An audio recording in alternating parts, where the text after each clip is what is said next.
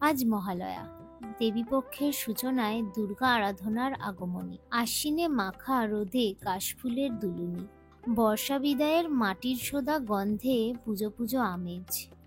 আর মাত্র কয়েকটা দিনের অপেক্ষা, তারপরেই দীর্ঘায়িত অপেক্ষার অবসান ঘটিয়ে বাঙালির জীবনে বাজবে সেই চিরাচরিত আনন্দধ্বনি, সেই আগমনীর সুর।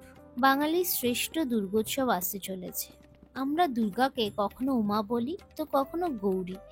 যা বলেই ডাকি না কেন, আসলে ঘরের মেয়ের ঘরে আগমন। আর এই আনন্দের উৎসস্থল হলো কুমারটুলি, উত্তর কলকাতার একটি ছোট এলাকা, যেখানে কুমোরদের একটি সম্প্রদায় বসবাস শুরু করে, যারা মাটি দিয়ে এত সুন্দর সুন্দর মূর্তিগুলো তৈরি করে তাদের দক্ষতার পরিচয় দিচ্ছে।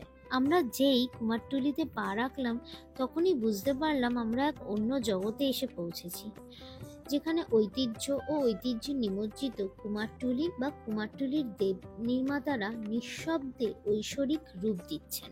কলকাতা ও দুর্গাপুজোর জন্য যারা অপরিচিত, তাদের কাছে কুমারটুলি শুধুই একটা জায়গার নাম, কিন্তু আমাদের জন্য কুমারটুলি এমনই একটি জায়গা যেখানে ইতিহাস, ঐতিহ্য এবং দেবত্ব একে অপরের সাথে অবিচ্ছিন্নভাবে মিশে গেছে।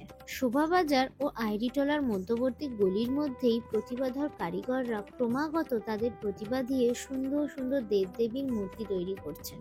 আশেপাশের এলাকাটি শুধুমাত্র মূর্তি তৈরির কুমোরদেরই নয়, অন্যান্য কারিগর ও ব্যবসায়ীদেরও। প্রতিমা সাজানোর জন্য ব্যবহৃত অলঙ্করণ তৈরির ছোট ছোট দোকান রয়েছে। কুমারটুলিতে প্রতিমা তৈরির সূচনার পিছনে একটি জনপ্রিয় কথা রয়েছে।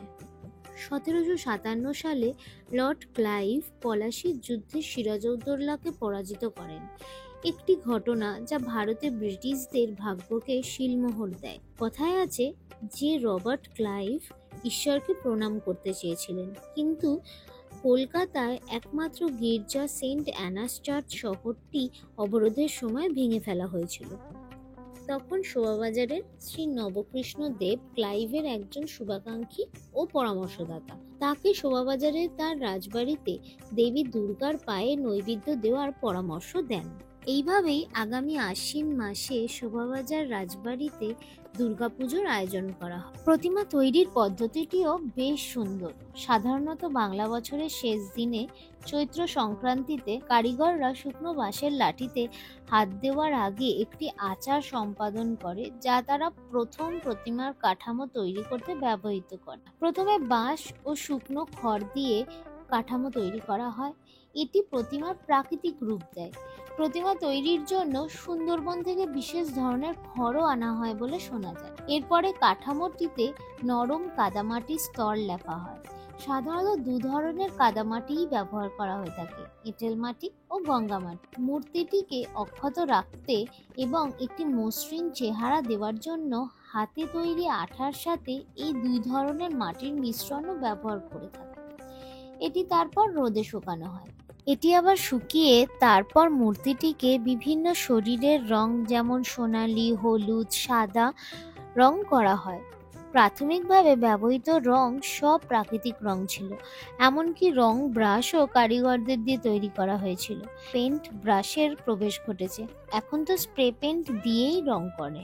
একজন বাঙালির জীবনে দুর্গাপুজো যেমন ওতপ্রোতভাবে জড়িত, ঠিক তেমনই জড়িত এই কুমারটুলি ও কলকাতার দুর্গাপুজো। এবং কুমারটুলি না আসলে দুর্গাপুজোর ঠিক যেন সূচনা হয় না।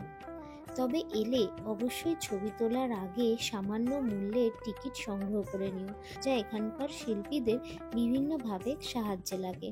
আর এই দোকানটাতে চা খেতেও কিন্তু ভুলো না। সবার পুজো খুব ভালো কাটুক। শুভ শারদিয়া।